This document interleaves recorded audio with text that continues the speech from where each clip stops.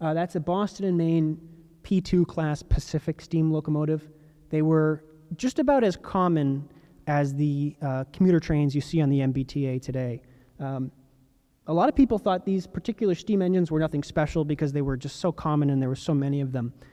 Today there are none left, so we would kind of feel differently about it. But back then it was just a run-of-the-mill thing that they didn't really see as anything special.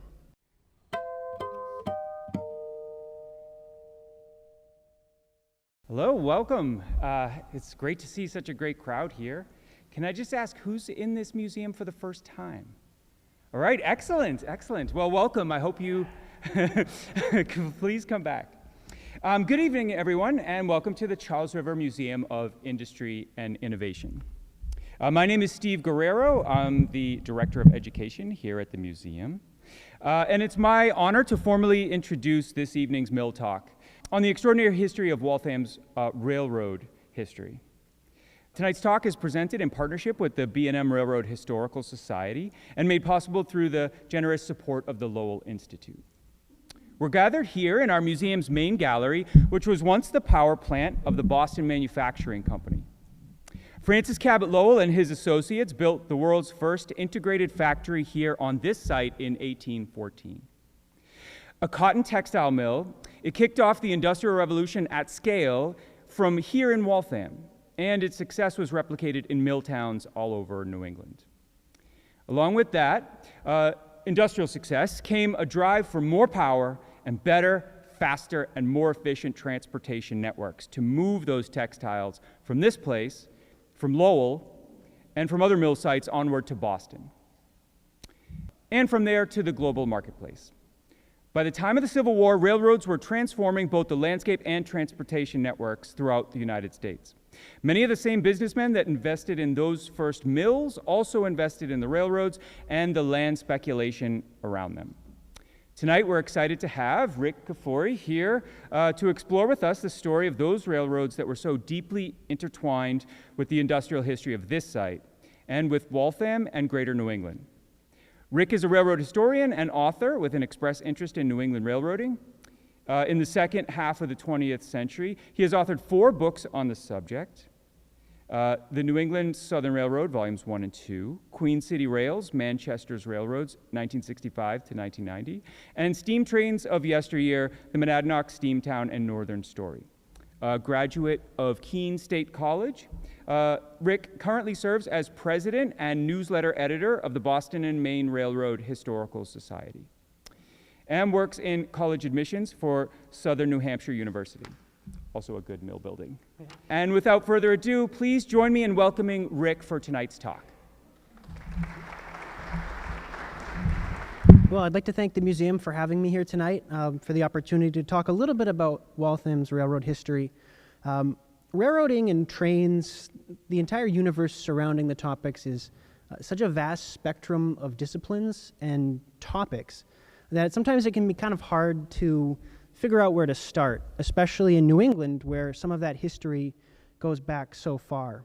I was talking with a friend of mine who actually works for the commuter rail service that provides passenger trains through Waltham, and we were talking about the history of New England railroading in general, and we came to the kind of surprising recognition that when you look at the beginning of New England railroading and the appearance of the railroad industry in New England, generally, we look at the 1830, 1840 time frame when things really kicked in, about 15 years after the mills here in Waltham got started, as Steve had alluded to.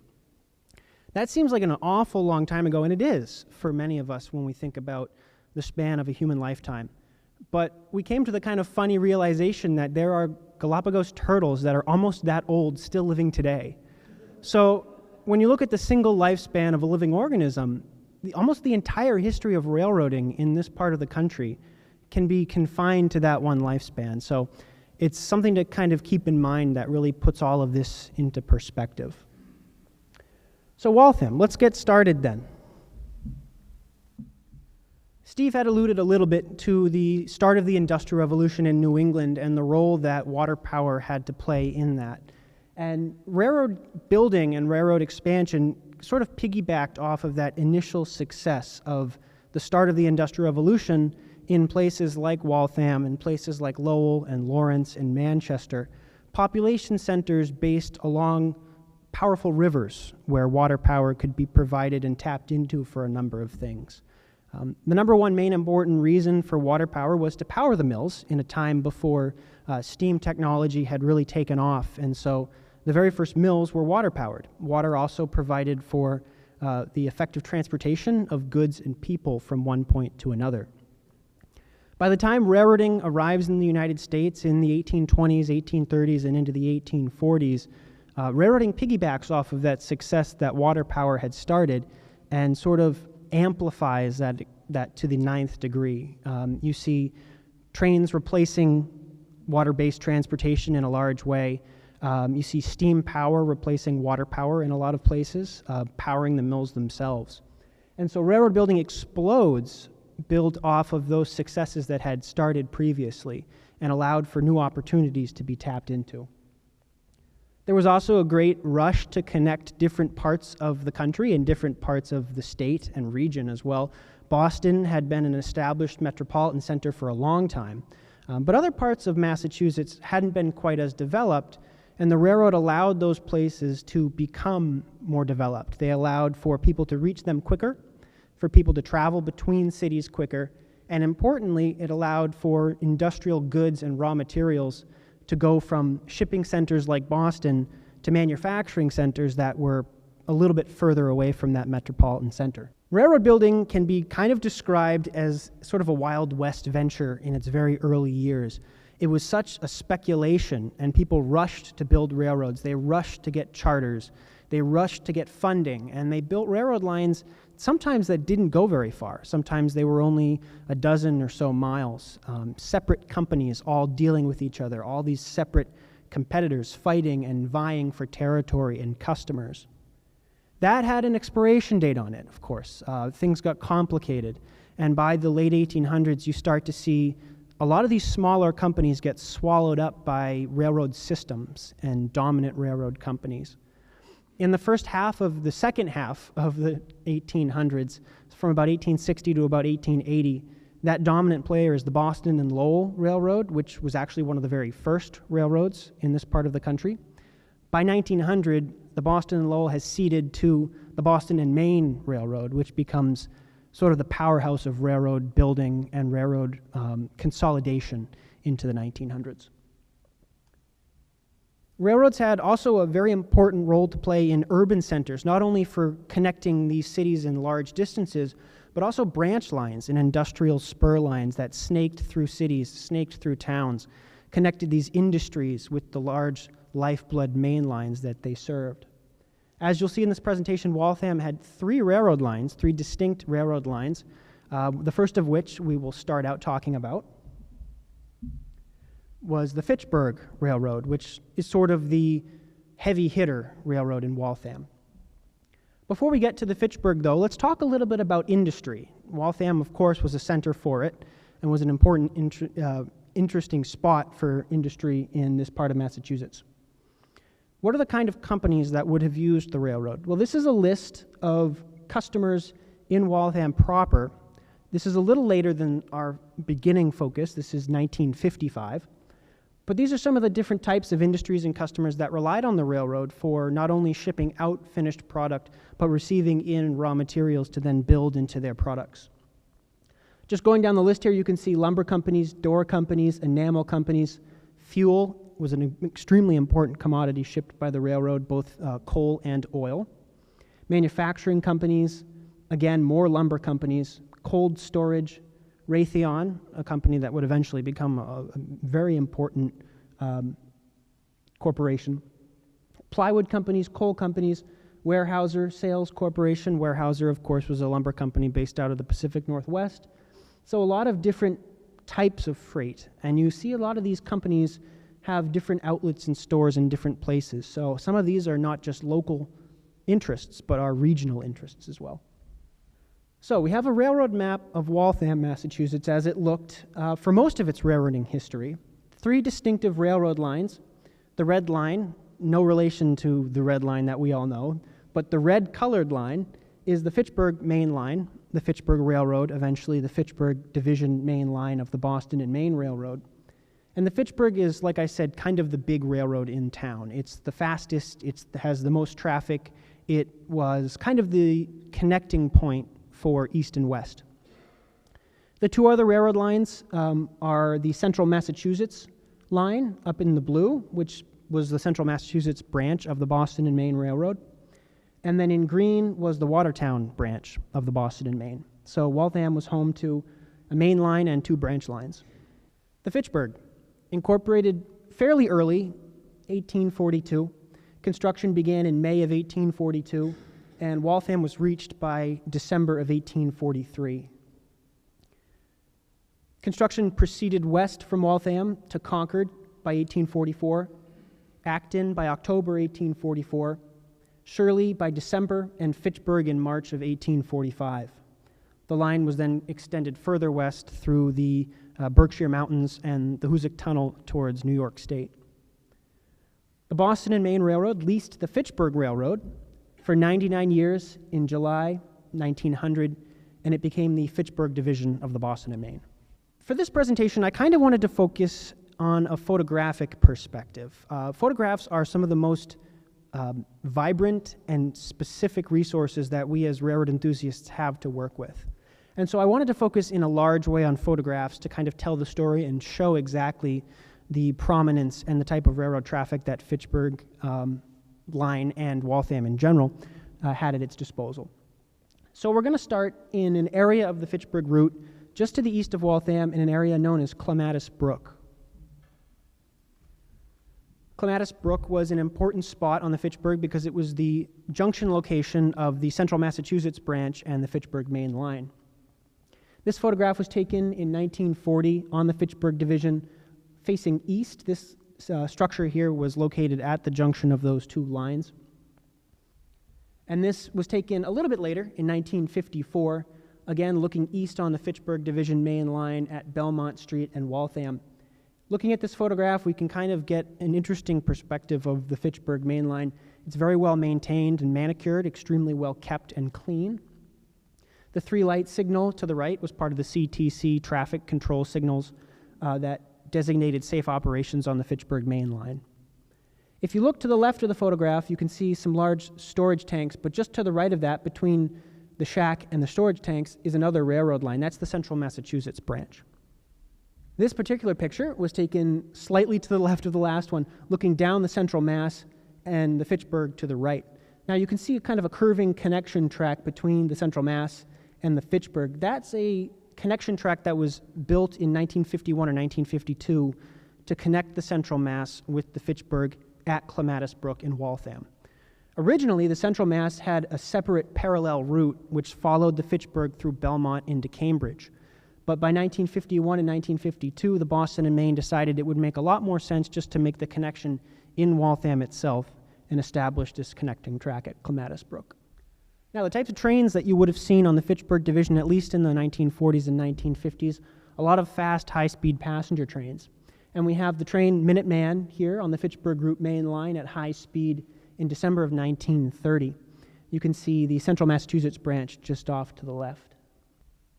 The line was also host to a number of commuter trains between Boston and urban areas west of Boston. This is a Boston and Maine P2 class Pacific locomotive with train 59 westbound on the Fitchburg at Clematis Brook. And again, there's the Central Mass in the foreground. So the two lines, at least in the 1930s and 1940s, followed each other very closely.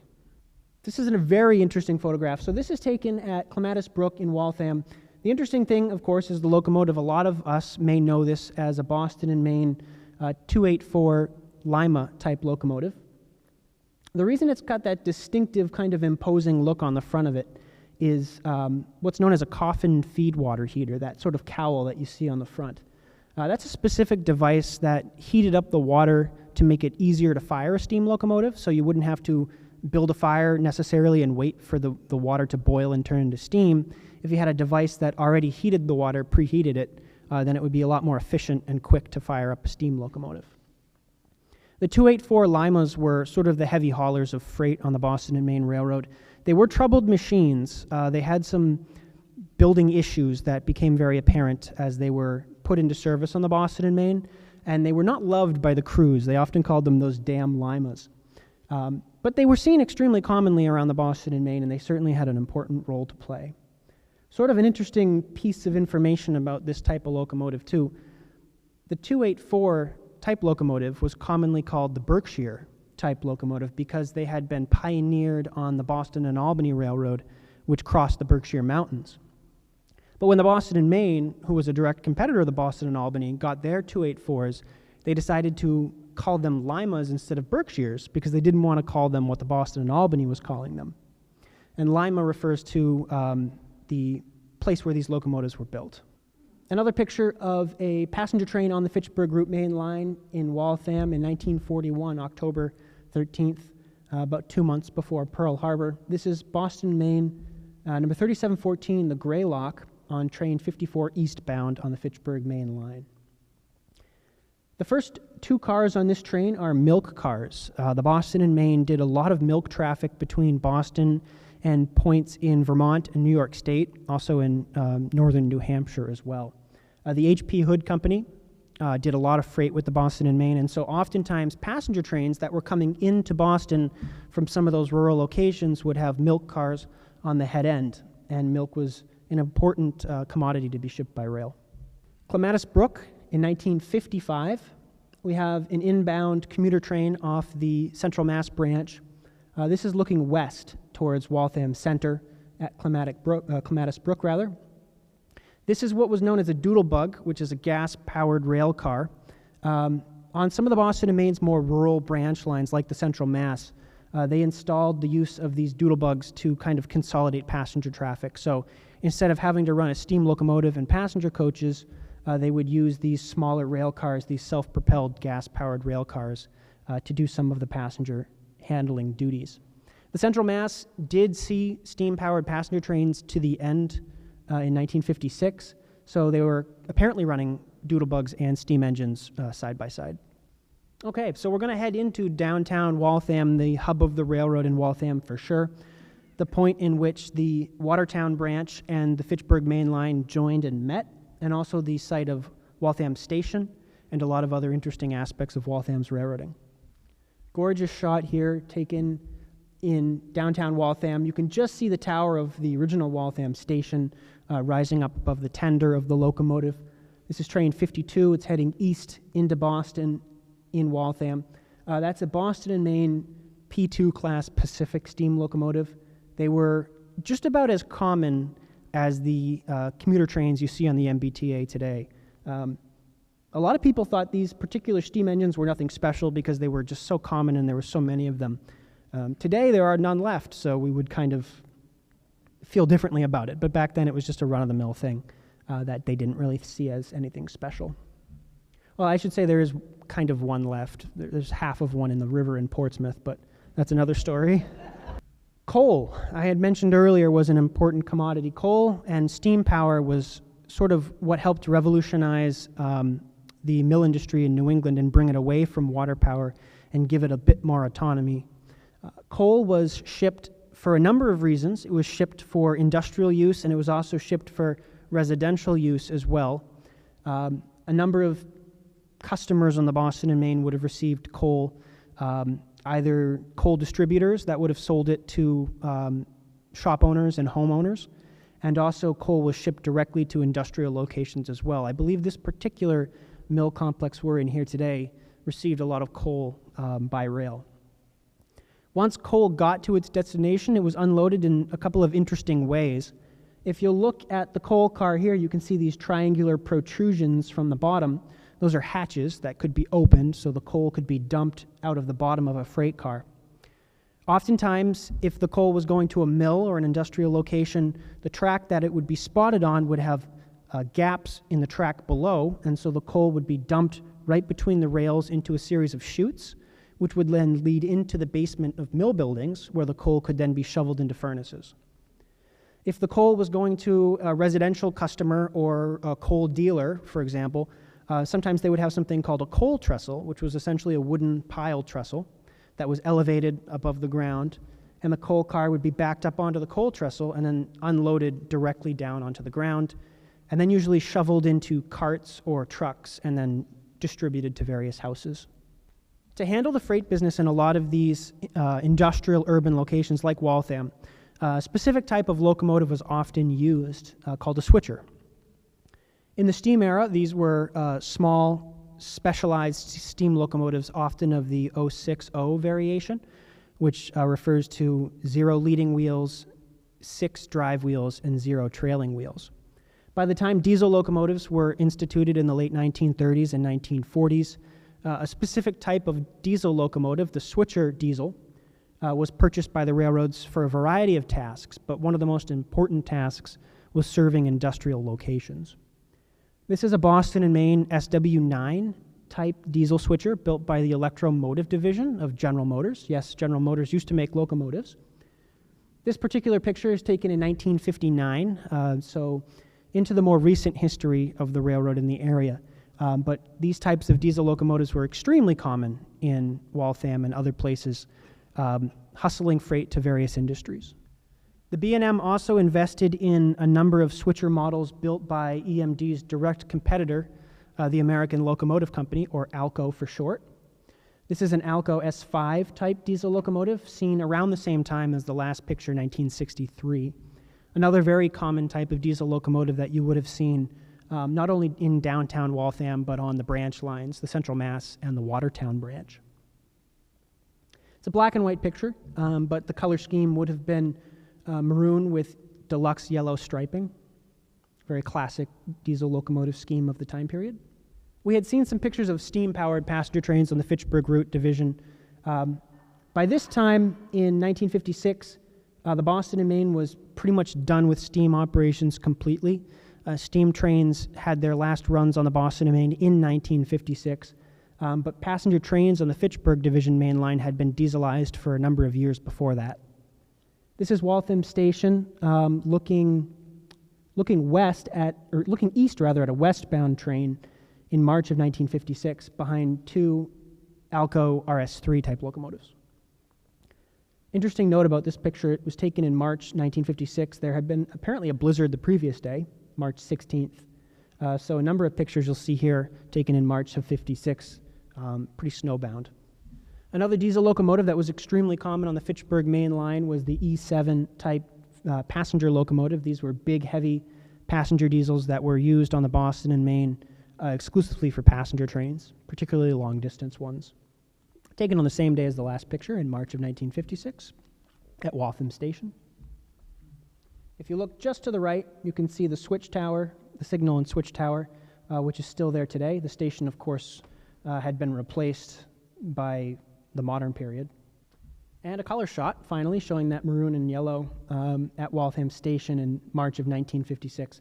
This is Boston-bound passenger train. Just west of Waltham Station, there was a freight yard which paralleled the river. That freight yard was the point where a lot of freight bound for the Watertown branch would have been conglomerated, and then switcher locomotives would have departed that freight yard and crossed the river right behind the mill building we're in today and headed down the Watertown branch to serve a plethora of industrial customers. This is a switcher leaving that yard there.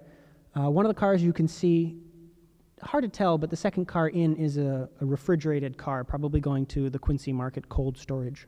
So the Boston and Maine, a frugal New England Yankee railroad to the end, was looking to cut its losses specifically around passenger service in the 1950s, post-World War II.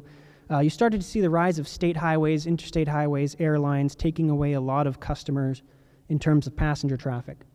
And so a new development in the late 1940s and early 1950s from the Budd Company of Philadelphia was something known as the rail diesel car, or RDC. It's essentially a self-propelled passenger car with a control section at either end of the car. And this was a wonderful development because it allowed the railroads to put all their eggs into one basket. They didn't have to maintain separate fleets of locomotives and passenger cars when you had a locomotive and a passenger car all in one.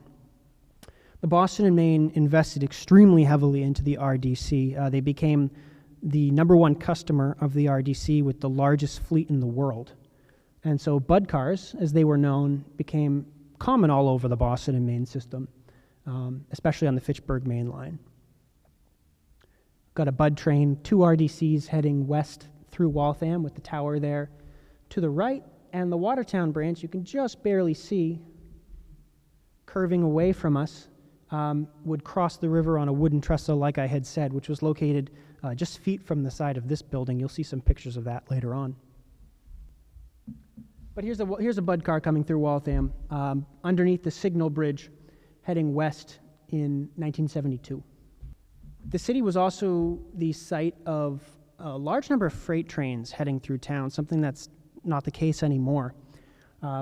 Waltham, of course, had a lot of local freight customers, but also had a mainline freight presence for large freight trains heading towards Boston. They would often head on the Fitchburg main line to Cambridge and then take the freight cutoff through Somerville into Boston proper. This is taken looking east in Waltham in 1973. You can notice a lot of tractor trailers here in the picture. The Boston and Maine was a heavy investor in something known as TOFC, or trailer on freight car, flat car rather. This was a way to compete with tractor trailer trucking, to work with the truck companies to ship tractor trailers on top of flat cars to a specific location. Then they would be put on trucks and moved elsewhere. And you can see the Watertown branch here curving away from the picture. We're here in downtown Waltham in about 1984, so quite a bit later than our earlier pictures. This is a local freight out of Boston, freight BO1. BO1 would serve a number of industrial customers in the area, particularly on the Watertown branch and also the Central Massachusetts branch. They're here in the center of town, and they're about to be met by a MBTA commuter train that you can see there. It's a site that's a little bit more familiar to a lot of us. The MBTA had provided commuter service on the Fitchburg division of the Boston and Maine since the late 1970s. And another shot which gives us a nice look at sort of the panoramic millwork in the background. This particular Boston and Maine locomotive here, 1567, is a EMD, Electromotive Division, GP7 type locomotive, very common on the freight lines here in Waltham. This particular train had just come back in off of the Bemis branch, which was a remnant of the Watertown branch. We'll talk about that too. So that was the Fitchburg Division main line. That was sort of the big railroad in town. One of the other railroads in town, the Watertown branch, was incorporated in 1847, originally as an independent railroad company. So as I had said earlier, a lot of these independent companies were competing and vying with each other early on. But the Watertown Branch Railroad was quickly taken over by the Fitchburg Railroad, and by 1900, the Fitchburg had been taken over by the Boston and Maine. So to sum all of that up, by 1900, the Watertown Branch firmly a part of the B&M Railroad. The Watertown Branch was sort of an interesting railroad. It was kind of a loop, really. It left the Fitchburg Division in Cambridge, curved down through Watertown, into Waltham, and then back up again to join up with the Fitchburg in Waltham. It opened in 1851, and it was different from most branch lines in that the Watertown branch was operated very much like a mainline railroad. It was high speed, it was double-tracked originally, well-built, and well-signaled. However, due to the close proximity of Watertown and Waltham to Boston, and things like buses and trolleys taking away a lot of the passengers, passenger service ended on the Watertown branch pretty early in 1938. By 1960, the only freight on the Watertown branch, only train traffic rather, on the Watertown branch was freight service. And so the Boston and Maine took a look at the Watertown branch and decided that it didn't really make sense to run the whole route as a through connecting route when you had a freight yard in Cambridge and a freight yard in Waltham. So they cut the line in half. About a mile of the line in Watertown was abandoned, and the Watertown branch became two separate branch lines, the Bemis branch, which was served out of Waltham, and the Watertown branch, which was served out of Cambridge. In more recent years, the Bemis branch was abandoned mostly in 2000, and it saw its last freight trains around 1994. And the Watertown branch hung on until 2008, still seeing freight trains from Cambridge to Newlywed Foods in East Watertown. That entire branch has been abandoned and is being turned into a rail trail. So here is a picture a map rather of the entire intact Watertown branch. As you can see, it leaves Cambridge and goes down by Fresh Pond into East Watertown, down towards the Arsenal in Watertown, continuing on into Bemis and then Waltham. So it was basically a giant loop between 2 points on the Fitchburg main line, which you can see curving up through Belmont. This is a cool picture because the building we're in is right behind it. This is the Watertown branch, right after it left the Fitchburg main line at Waltham Tower and crossed over the river on a pile trestle right next to the building we're currently in. This is a Boston and Main 260, so 2 lead wheels, 6 drive wheels, 0 trailing wheels, a 260 mogul type steam locomotive on a commuter train on the Watertown branch. The mogul was an extremely common type of steam locomotive in this area. Another shot of the same bridge, a bit more dynamic. You can tell they're kind of going at speed here because the picture isn't exactly clear.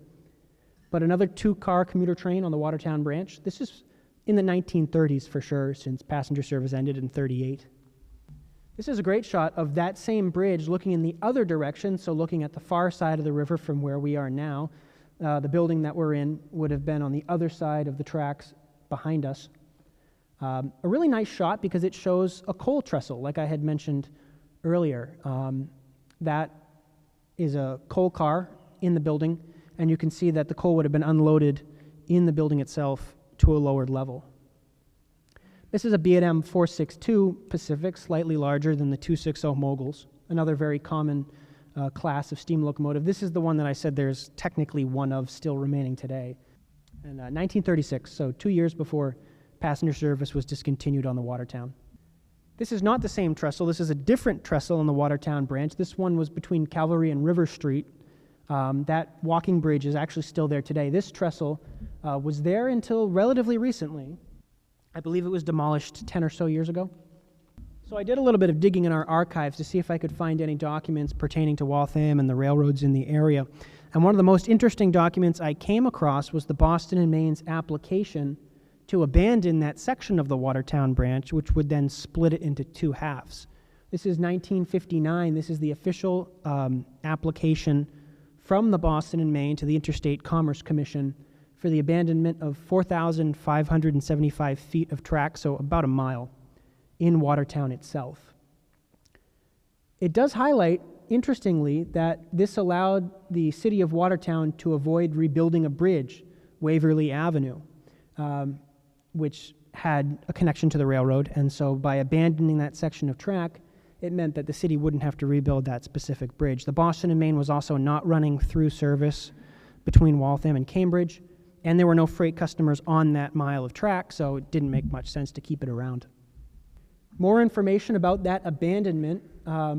This was about 100 feet west of Taylor Street in Watertown and about 100 feet from Howard Street as well.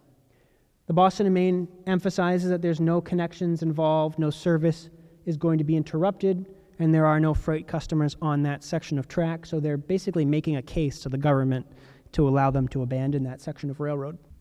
Interesting piece here, too. This is addressed from the Boston and Maine's attorney, Richard Mulhern, to Mr. George H. Hill. George Hill was the Boston and Maine's PR director, and so he was involved in working with newspapers and working with news agencies on the Boston and Maine's behalf.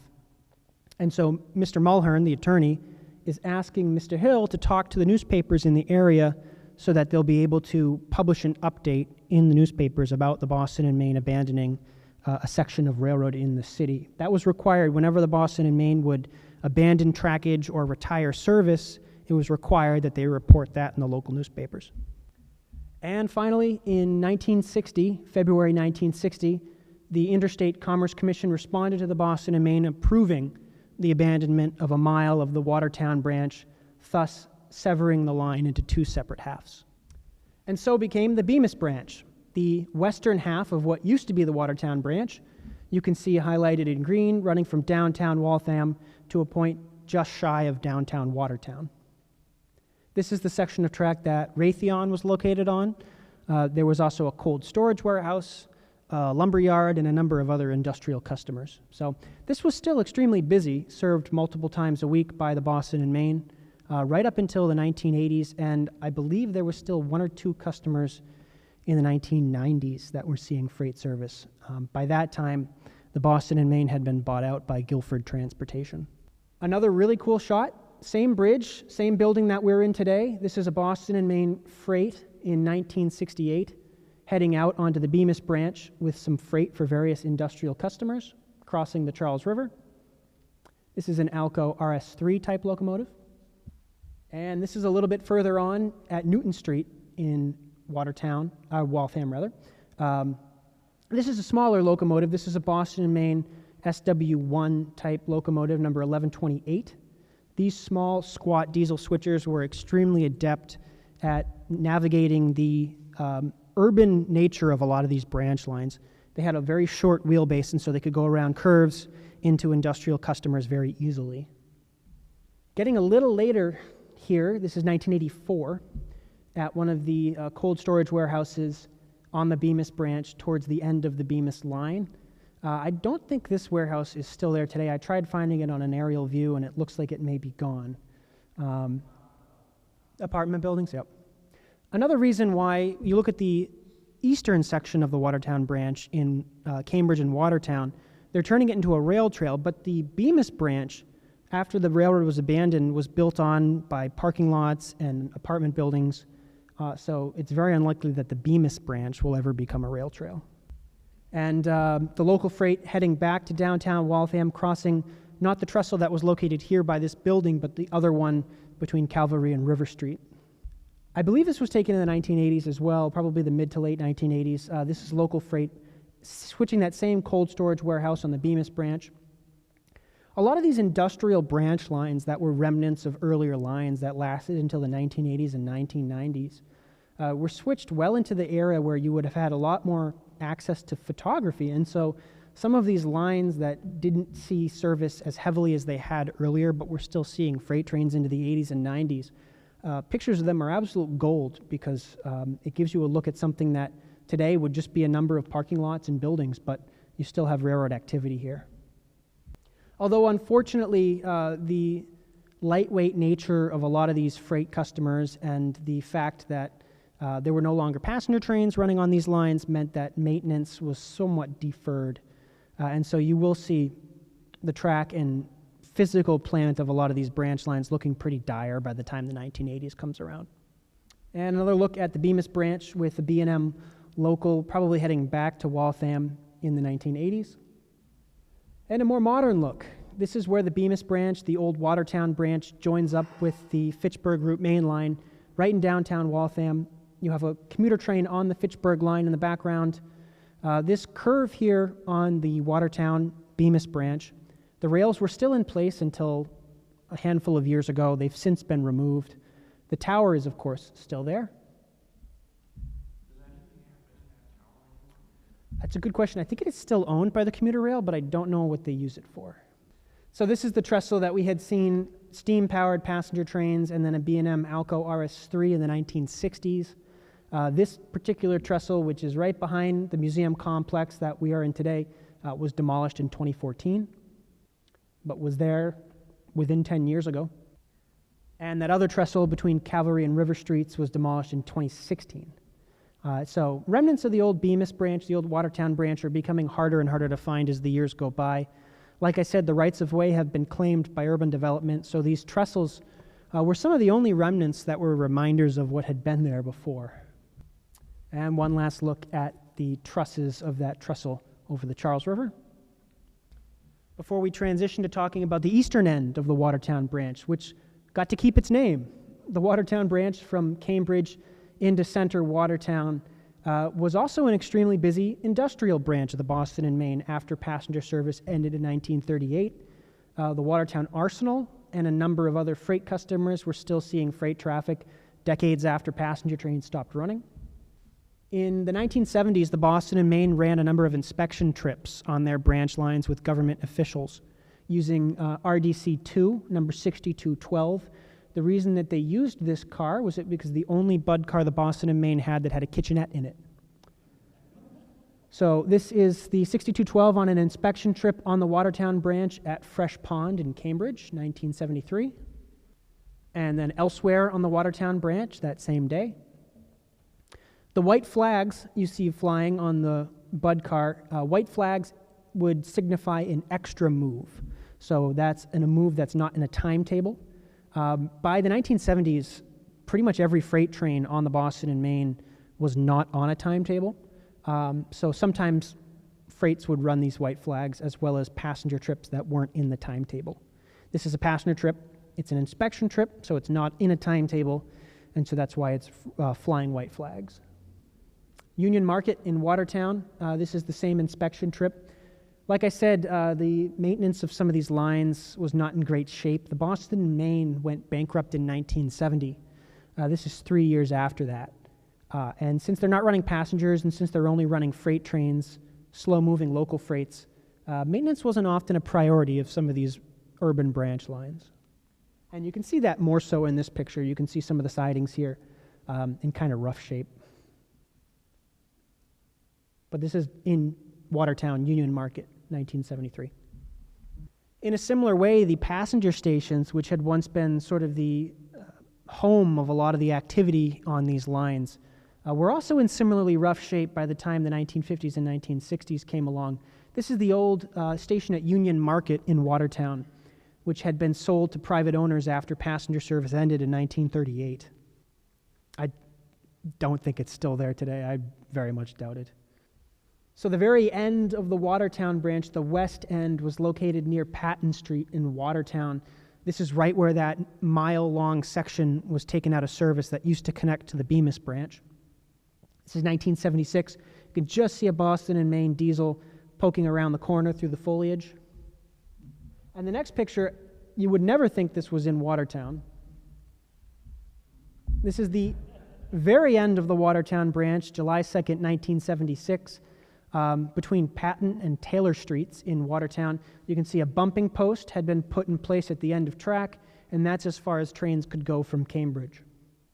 Hard to believe that this had once been a double-tracked passenger main line, but so it was in 1976. Freight service still continued out of Cambridge. This is at Fresh Pond in the 1970s. Boston and Maine SW9 switcher locomotive. This locomotive still exists. It's owned in New Hampshire. A couple of volunteers have been working on it over the past couple of years. Not much to them on this day. A gondola car, probably for a scrap company, and a box car, possibly for one of the lumber yards that was located on the Watertown branch, and the caboose, of course.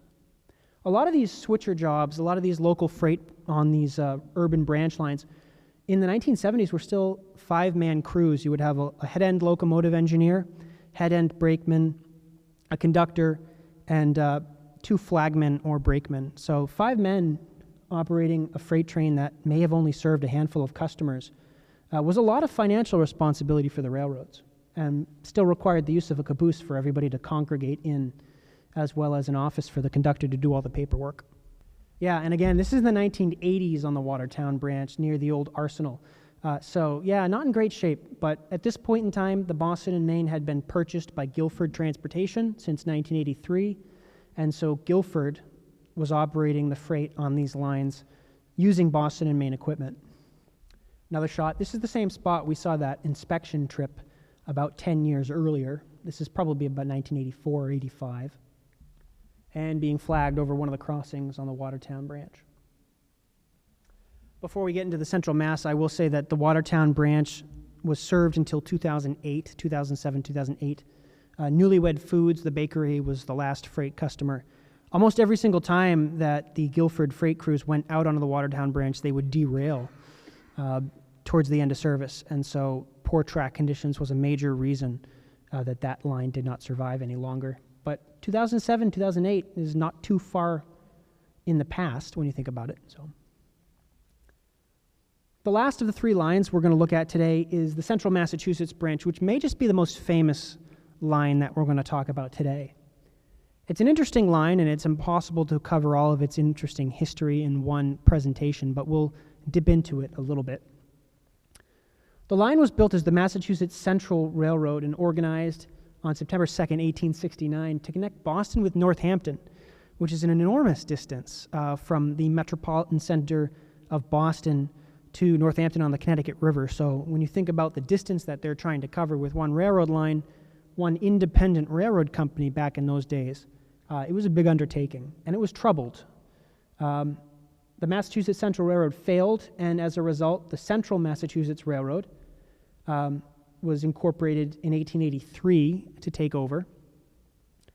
The Boston and Lowell took over on December 7th, 1886, and then the Boston and Maine Railroad took over the Boston and Lowell in 1887.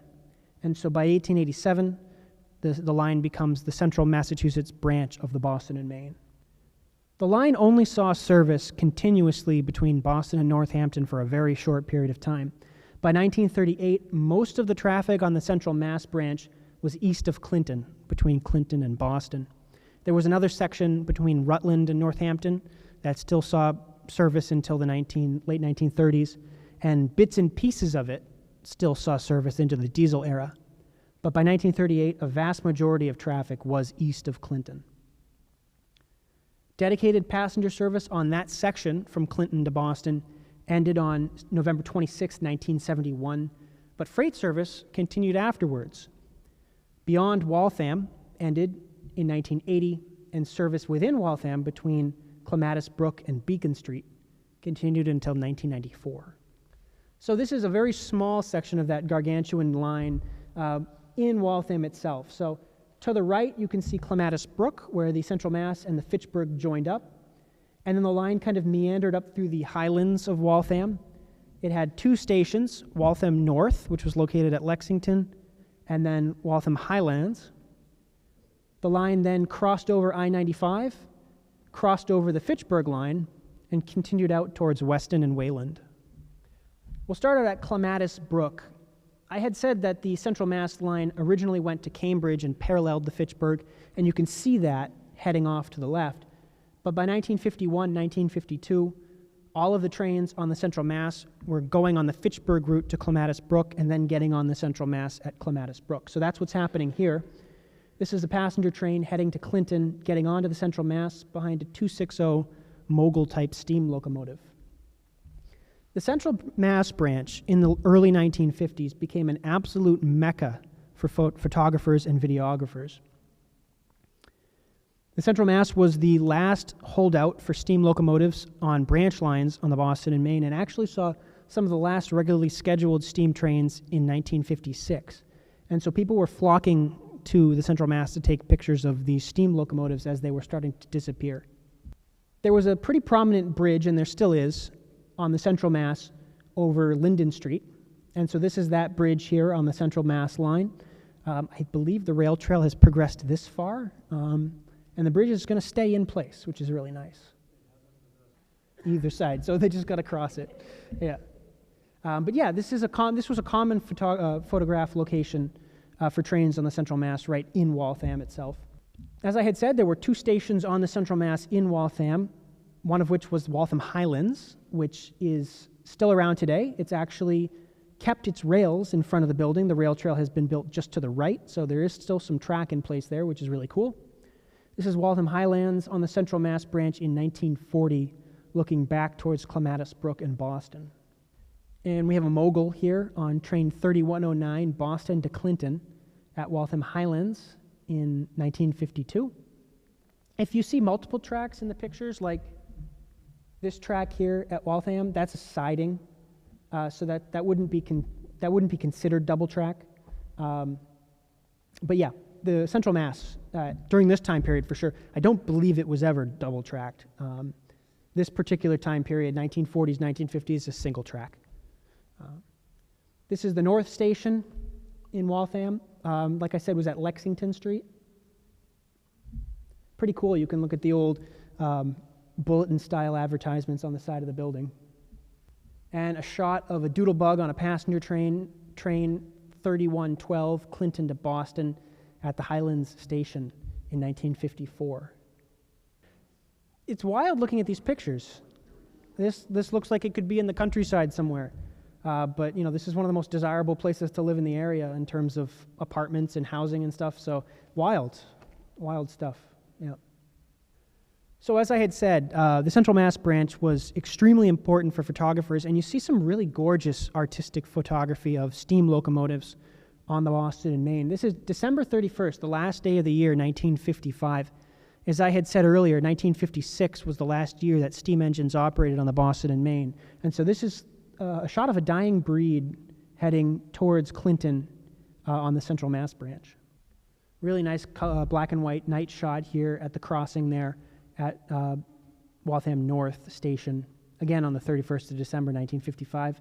No snow on the ground yet, but there is certainly snow on the ground here. I think this is 1956. Yeah, March 1956. So this picture has a story to it.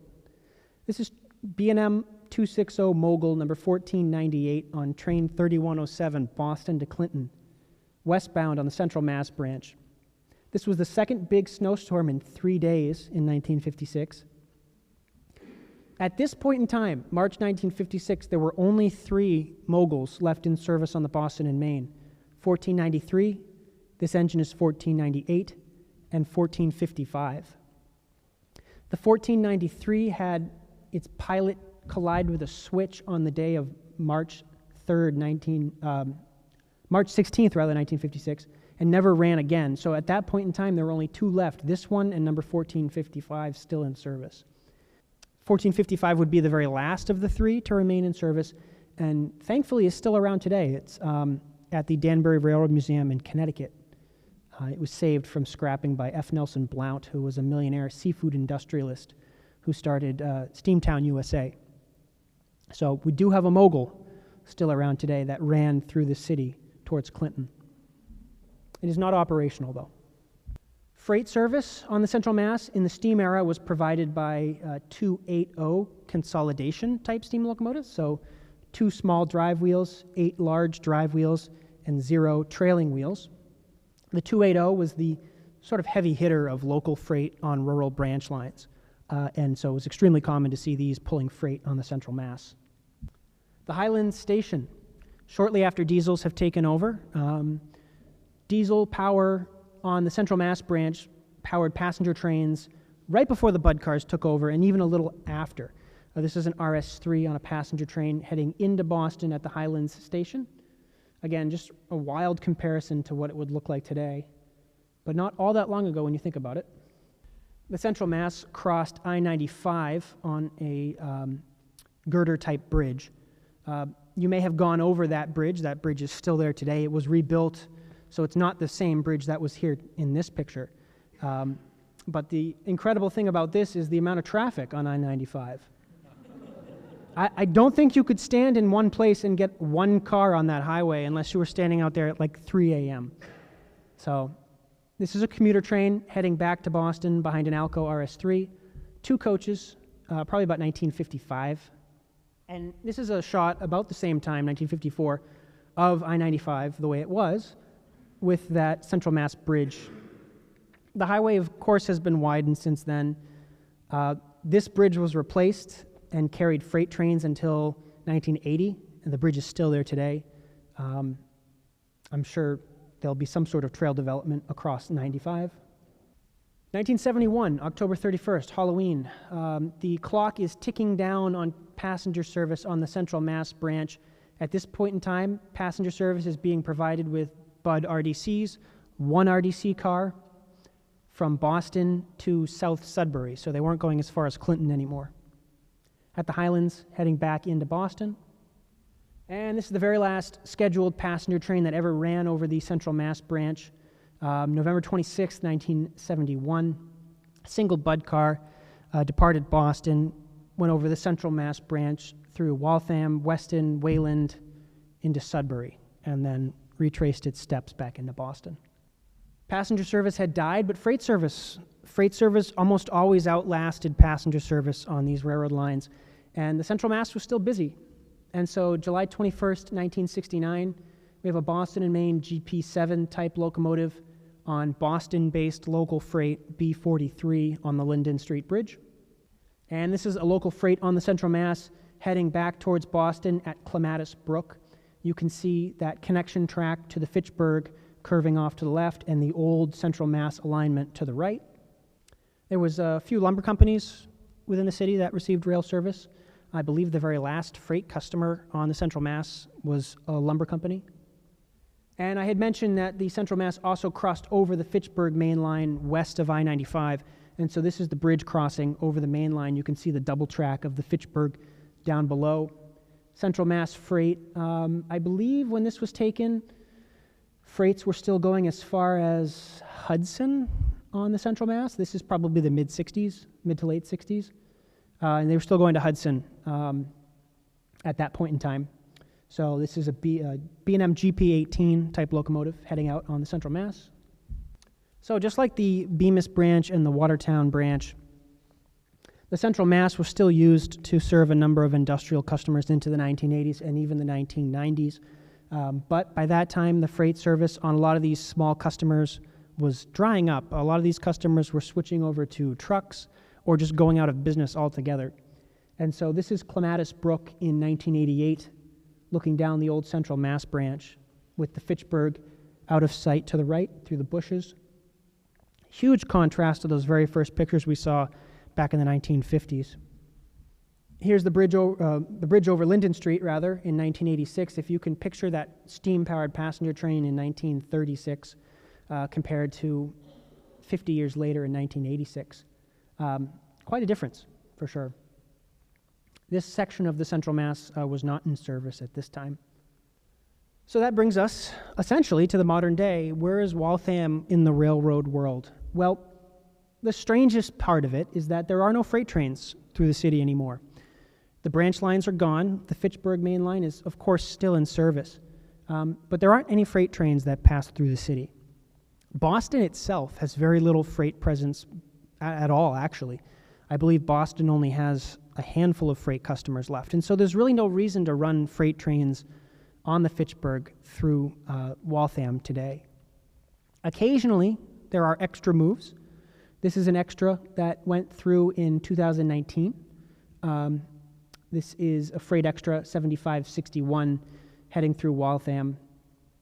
The Boston and Maine was purchased by Guilford Transportation in 1983. In 2006, Guilford renamed itself Pan Am Railways using the name and logo from the old airline. Pan Am was just purchased by CSX Transportation about a year or two ago.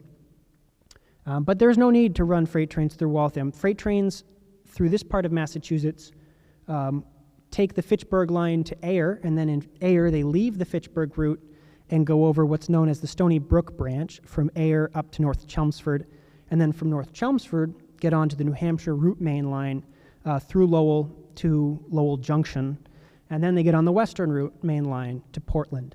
So freight trains bypass Waltham and Boston almost entirely today. But every once in a while they need to move a freight locomotive, and the only way to get there is to go through Waltham. So it does happen sometimes. But by and away, the railroad activity through the city is passenger rail, operated by Keolis, which is a French company which provides the commuter service on behalf of the MBTA using MBTA equipment. This is an MBTA plow train, so something a little bit unusual, coming through the city in 2017 using two former Boston and Maine Railroad plows, plowing the Fitchburg line. Most of the trains that you'll see come through town, though, are your regular commuter trains. I know that as the railroads sort of retire tracks and retire yards and retire, it may be a smart decision at the time, but if traffic levels rise or change, then you're kind of short-sighted and cut out. And unfortunately, what's happened with the railroad here in New England has a lot of that cutting and elimination, which at the time was a smart financial move, but it's not exactly long-sighted for the future. So, the railroads sometimes find themselves backing into a corner, unfortunately, in some places. That brings us to the modern day. Waltham is lucky in that it still has railroad presence of a sort. Of course, things have changed. Freight business has come and gone. Passenger traffic has shifted. But the presence is still there, and I find myself, as I was building this presentation, discovering a lot of parallels between the city that I grew up in, Manchester, New Hampshire, and Waltham. Here you have two industrial cities of about comparable size, both on powerful rivers, both with vast histories coming to the mills, and both seeing a vast decrease in rail service. Both cities had branch lines, both cities had a main line, both cities still have a main line, but Manchester has no passenger rail service whatsoever. Waltham thankfully does. So a lot of parallels between the two, which are interesting to note and kind of tell the story of the railroad in New England, being built and following a purpose for a long time, sticking to that purpose, and then shifting and changing as time progresses. In a lot of ways, it reflects the life of a lot of these mill cities, starting out as industrial spots, industrial locations where train service was a necessity for a lot of reasons. And a lot of these places have changed. Manchester and Waltham and other cities like it have shifted away from that industrial nature to become places for living and places for different types of industry, different type of work that's not so focused on freight or passenger rail. And so you still see the presence of passenger rail for a different reason, for commuter service versus long-distance passenger travel or freight traffic.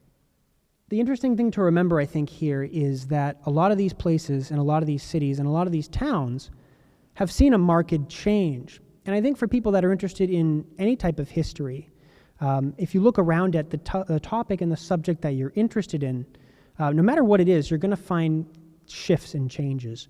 And for those of us that are of a certain age that came around after some of these things went away or changed, it does feel like sometimes you're playing catch up or you're chasing something that is getting further and further away as the years go by, something that you might have not seen yourself, but you're still having an interest to find and look for.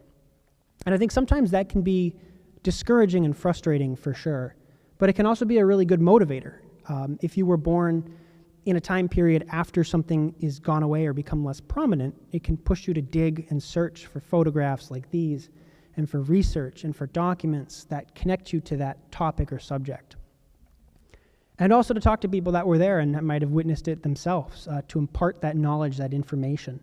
Those little bits of detail and topic that are things that will answer questions and things that you might have asked for years and didn't get a chance to witness yourself.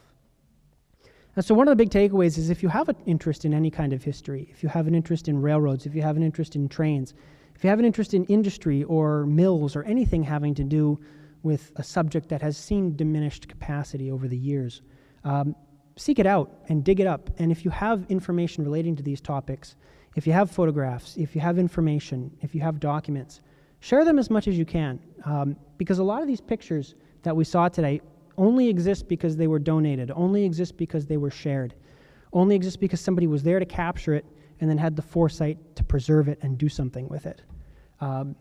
And it's answered a lot of questions for a lot of people. And I think if you go into it that mindset, that you're not only going to be answering questions that people have today, but you might be answering questions that have been yet to ask by those who are yet to be born, is a good takeaway when it comes to preservation and when it comes to some of these topics that we're passionate about, and trying to find ways to keep them relevant as the years go by. So that's basically it. I'm from the Boston and Maine Railroad Historical Society. We're a nonprofit organization based out of Lowell. Our duty and our mission is to preserve the history of the Boston and Maine, the people that operated it, the trains that ran on it, all the different topics relating to railroading, and the related railroads that did business with the Boston and Maine. If you're interested in learning more about us, we do have a website, bmrrhs.org. We have a number of services that we provide. We offer a newsletter 6 times a year. We have a print magazine that comes out periodically. We also have invested heavily into media programs and presentations. We have a YouTube channel where we post videos about Boston and Maine history. We have kind of a traveling history show where we go around New England and talk about different towns and stations. And you can find all of that on the website. So if you'd like to learn more, I would definitely encourage you to check it out.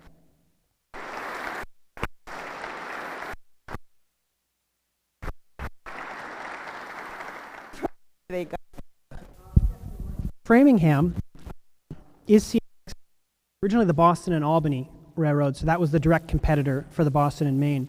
That was a thoroughfare from Boston west to New York State, Albany, and those areas. The freight business is pretty much out of Boston, so CSX doesn't go into Boston anymore. but Framingham is a big freight yard. Worcester is a huge freight yard for container traffic and other related railroad traffic. So most of the freight traffic that goes on that line is between Framingham and Worcester, and then west towards Springfield and into New York State. Of course, there's also the T that runs on that. Amtrak, the Lakeshore Limited, runs through there too. So yeah, Framingham has a good amount left compared to some parts in northern Mass. Yeah. Rick, thank you so much. I love, for some of us, I think it brings back a lot of childhood memories. I grew up 3 blocks from here and used to play in the trestle and may or may not have boarded a train or two when I was crossing the thing. May have. I've always been intrigued with the growth of this complex and the history behind it. And I'm probably answering the question, but it seems to me that the railroad was a boom to big resources back and forth between this and then the markets within Boston. And so I see it so intimately tied and codependent on each other to support. And then following the lessening of business, it must have been catastrophic. Do you see this happening in other mill towns / railroads? Well, it has, I think. Yeah, I think it has, certainly, in a large way. I think of all the towns that I'm, born north of the border. I'm a little bit more familiar with New Hampshire and those areas than down here. But Manchester had 2 branch lines and a railroad. Branch lines are gone. All the industrial customers are gone. My family was a family-owned paper company that did rail service. They don't do rail service anymore. So I think codependency is a great way of putting it. And a lot of rail fans will lament the loss of railroad lines. They'll lament the loss of the Central Mass. They'll lament the loss of the Watertown. They'll wish that trains went back to those places, but there's no business, there's no trains. It's an economic thing, and I think it's easy to get caught up in nostalgia, and it's easy to get caught up in sentimentality for sure, especially those of us that didn't get to see it ourselves. We missed it. I'll never see a train on the Central Mass, but there's no business, there's no trains, and the railroad was looking at it from an economic standpoint, very pragmatic. So when you see the loss of small business, when you see the loss of manufacturing and things like that, there's so many factors that go into it. Environmental, economic, and the railroad was a piece of that. And like you said, it's a codependency. So you can't have one without the other, and whether or not that continues in other places, I think it goes hand in hand with the trends and things like that. New England has become a service-based economy in a lot of ways. Tech companies, I work for a college, I work from home, I process admission documents. So that's the kind of thing that people are doing for work now. That doesn't require freight trains. So the things that do require freight trains are container traffic, merchandise, Amazon, things like that, So the type of freight that's moving over the railroads is bulk stuff. It's stuff that can be shipped in large commodities, single trains of a single type of freight. You're not seeing a local freight go through town with a grain car, a tank car, a refrigerated box car, a paper car for a family paper company. So as the industry changes, the railroads change. And the railroad is still important, but in a different way. So I hope that kind of taps into what you were thinking. Yeah. Thank you.